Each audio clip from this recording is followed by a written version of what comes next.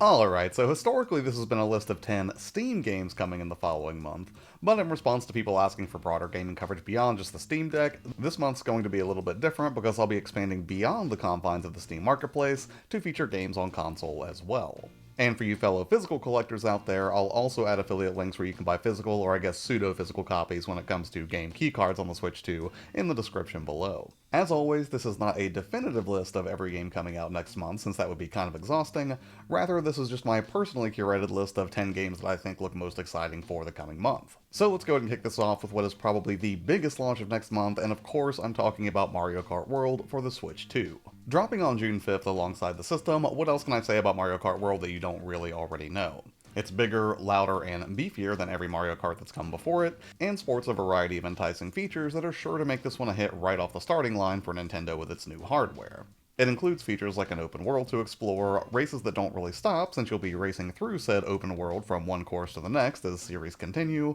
and a whopping 24 racers supported at once, which I'm sure will result in some absolutely bonkers multiplayer moments. It has over 40 playable characters with tons of unlockables, and I think current estimates give us around 28 to 30 tracks so far, but I'm sure there will be even more to discover once we finally get the game in hand, and personally I cannot wait to jump into this one. Next up, also launching on June 5th for the Switch 2, and a personal favorite of mine, we have Cyberpunk 2077 Ultimate Edition releasing alongside the Switch 2 hardware. And I know this game had a little bit of a rocky start, but I loved this game when I beat it on the Series X, even though I didn't 100% it. And that's exactly why I'm so excited for this release, because it should be a great benchmark for testing the Switch 2 hardware, and because of cross-progression I can seamlessly continue my V's journey from the Xbox now on the Switch 2 to see how the experience stacks up. And naturally, I'm very curious to compare this version to a bunch of Steam Deck footage I've already captured for this game to get a better read on that power profile. And this includes the entire game and the Phantom Liberty expansion, along with all current patches, and they will all be on a 64GB cart, which is something I very much want to support as someone who walks between the realms of digital convenience and physical collecting.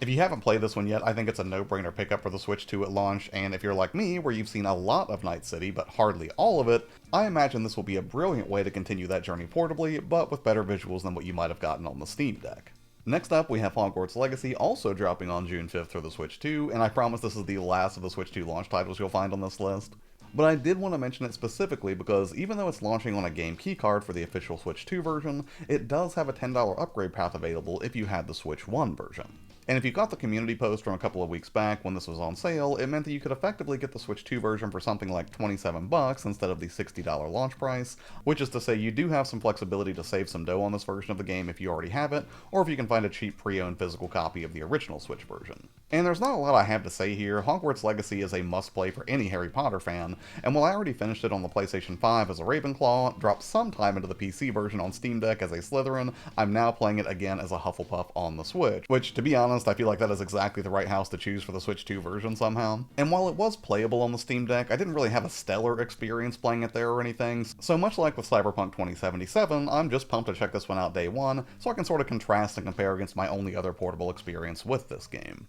Next up, on the subject of releases of established titles on new platforms, we have the PC release of Stellar Blade dropping on June 11th. And previously this was bound to the PlayStation 5, so you'll finally be able to save humanity from extinction on PC as the extremely dangerous Eve if you haven't already checked it out on console. So far I'm about 10 to 15 hours into this game myself, though sadly Eve's been relegated to the backlog for a little bit. But if you haven't checked it out already, I highly recommend it if you're no stranger to high-octane action titles with a somewhat steep learning curve. In addition to liberating Eve from the PlayStation 5, it also brings a range of PC-specific features like an uncapped frame rate, ultra-wide support, 25 new costumes, and despite being on PC, it still has full DualSense support, so if you're a fan of the more nuanced haptic feedback of those controllers, you can still use it with this PC version. This one's an absolute blast, and I can't say enough good things about it, and it looks like this will be the definitive way to experience it, again when it drops on June 11th on Steam. Next up, getting a little bit sillier, we have not one, but 3 games in the Gex Trilogy releasing on June 16th for Nintendo Switch, PS5, Xbox, and PC.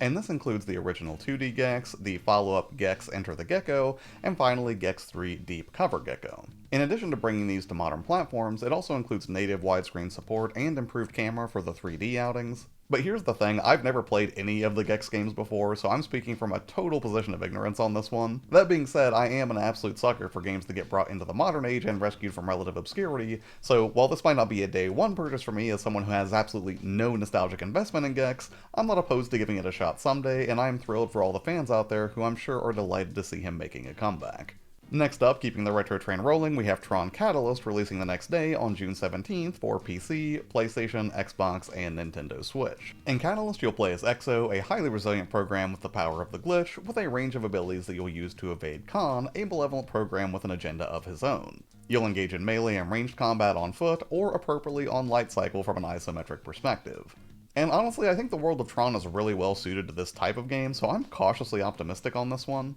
Movie caching games aren't quite a thing of the past, but I feel like in the modern age we see better movie game adaptations like The Mummy Remastered, so I'm really hoping this one captures the vibe of the movies in a stylish way, and one that is hopefully better than the so-so Tron Evolution from back in 2010, even if I'm fairly certain this is a mostly calculated hype generator for the forthcoming Tron Ares movie coming out this October. Next up, we have a sequel to a game that I know to be good thanks to the comments here, specifically Garga Blarg Blarg, who that dude is basically just a solid recommendation machine at this point, but that would be Lost in Random The Eternal Die, also releasing on June 17th for PlayStation 5, Xbox, PC, and Switch. Lost in Random The Eternal Die is a sequel, but it's not a direct sequel. Rather, it's a standalone follow-up, shifting the genre from a third-person action-adventure with dice and card combat to the roguelite action genre. In this one, you'll play as Queen Alexandra, the once great ruler of Random, on a mission for vengeance and redemption. And even though the perspective and genre have shifted, you'll still unleash powerful card-based abilities and strategically roll your trusted die companion, Fortune, to turn the tables on your enemies.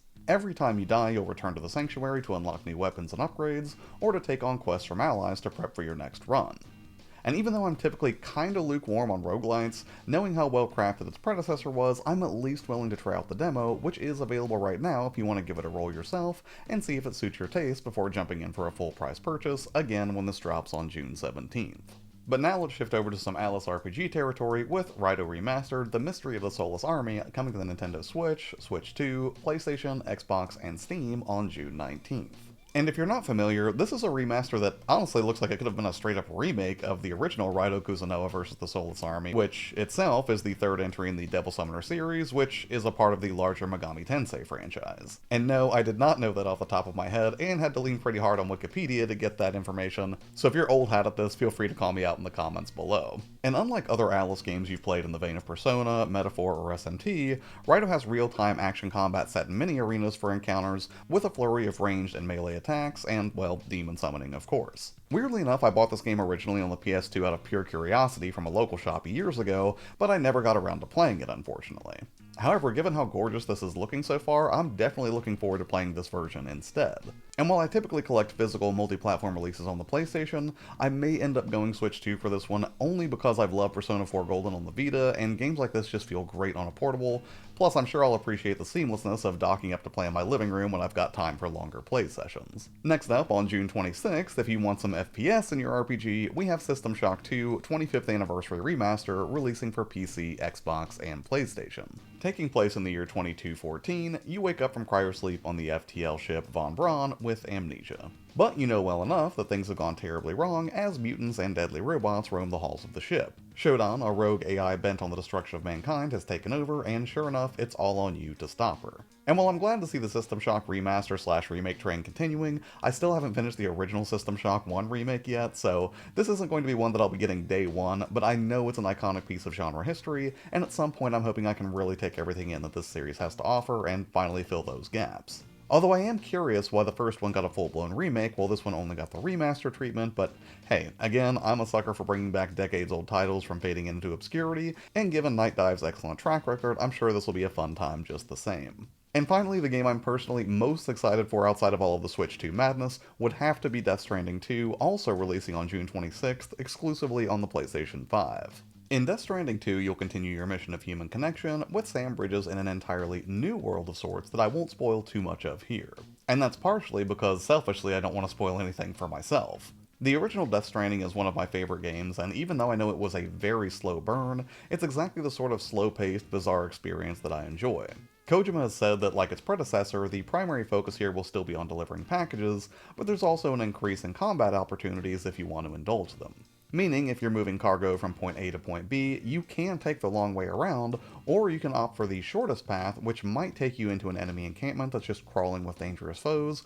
or maybe BTs who have some spooky new abilities this time around. And I get it, Death Stranding is super weird and it's not going to be everyone's cup of tea, but if you don't mind a more meandering experience that is 100% doing its own thing as this unapologetic brainchild of its creator, there are some deeply fulfilling moments to be found in the original Death Stranding, and I'm confident Death Stranding 2 is only going to build on what came before, and I just can't wait to traverse this giant world, even if it's incredibly likely I'll just be like delivering pizzas or something. Alrighty, and that's it for this one. Obviously, I am very excited for the Switch 2, but again, Death Stranding 2 is probably the game that I'm most pumped for outside of the sphere of Switch 2's influence. But hey, what about you? What games are you looking forward to in June? Or if there's something major that I missed here that should have been included, please let me know in the comments. Coming up on the channel, I'm working towards testing out a potential return to live streaming, but not as any ongoing effort to beat games in real time, but more as like an occasional chill stream where we can just hang out and talk about games or check out specific titles a little bit together. Beyond that, I'm also working on some more Switch 2 content about some of the games I'd like to see come to this system, before I start pumping the brakes on the Switch 2 just a little bit to get back to that emulation content that I was working on, so stay tuned for that. As always, thank you so much for your time and hanging out here with me on the channel, as I very much appreciate it. Take care, and I will see you on the next one. Bye.